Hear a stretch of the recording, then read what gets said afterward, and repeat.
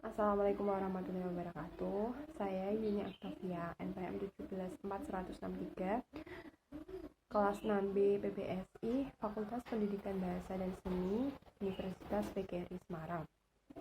Video ini dibuat untuk memenuhi tugas mata kuliah seminar sastra yang diampu oleh Bapak Broto. Makalah saya berjudul Gaya Bahasa Cerpen tahun 2000-an.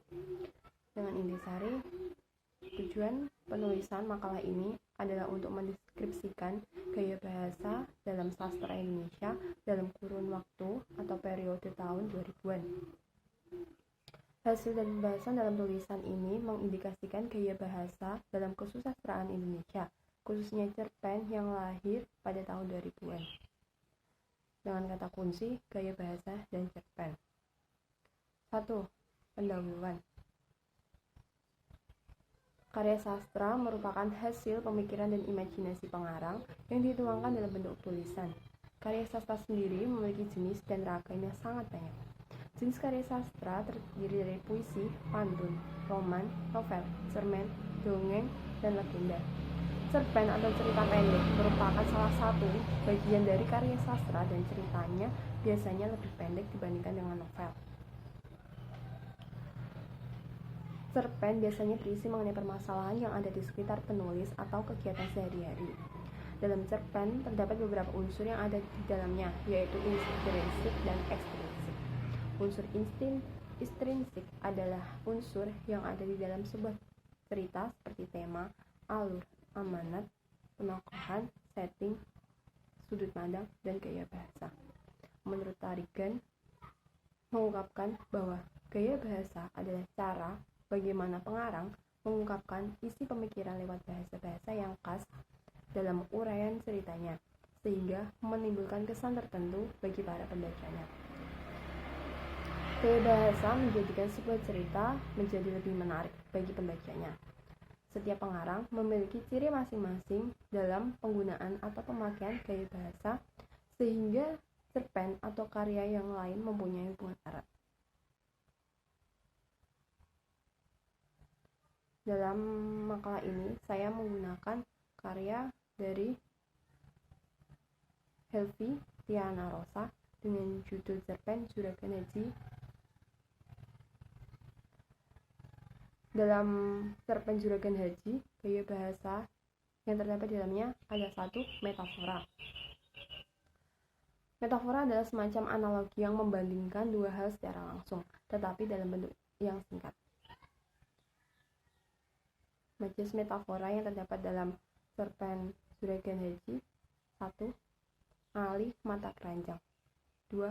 Perpustakaan gudang ilmu. Yang kedua, ada gaya bahasa alegori, parabel, dan fabel. Alegori adalah suatu cerita singkat yang mengandung kiasan. Makna kiasan ini harus ditarik dari bawah permukaan ceritanya.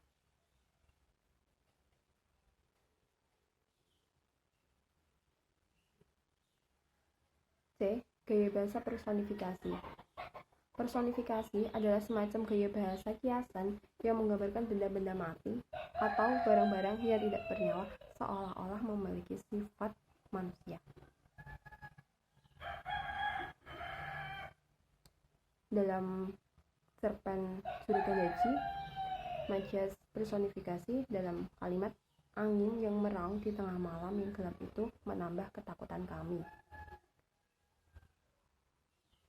Lalu, saya menggunakan kumpulan puisi Perahu Kertas karya Sapati Djoko Damono. Dalam kumpulan puisi ini terdapat majas simile. Simile adalah perbandingan yang bersifat eksplisit. Perbandingan secara eksplisit ialah langsung menyatakan sesuatu dengan hal lain. Contohnya, dalam puisi Perahu Kertas karya Sapati Djoko Damono. 1. Gigirnya seperti kepiting batu, bibirnya seperti dilema merakah, matanya seperti bintang timur. Yang kedua, gaya bahasa metafora. Dalam kumpulan puisi Perahu Kertas, contohnya 1. Wanita itu ternyata telah memiliki buah hati. kau sangka. 2. Kau harus bisa berlapang dada. 3. Tersangka korupsi itu dipastikan 10 tahun di dalam jeruji besi. Yang ketiga, ada majis alegori, parabel, dan fabel. Dalam kumpulan puisi ini, contohnya adalah lidah manusia bagaikan belati yang tajam. Jika tidak dijaga dengan baik, belati itu akan dengan mudah menyakiti dan melukai semua yang ada di sekitarnya. Penutup. Berdasarkan analisis di atas, dapat disimpulkan bahwa masing-masing pengarang memiliki ciri khas masing-masing. Namun, ada beberapa majas yang sering digunakan, yaitu metafora dan alegori, yang menjadikan cerpen-cerpen tahun 2000-an memiliki gaya bahasa yang mencerminkan makna kiasan untuk menyampaikan isi kepada para pembacanya. Selain itu, contoh-contoh atau perilaku dicontohkan dengan menggunakan bagian tubuh yang berkaitan dengan anggota tubuh manusia untuk memperjelas maksud yang ingin disampaikan oleh pengarang. Terima kasih. Wassalamualaikum warahmatullahi wabarakatuh.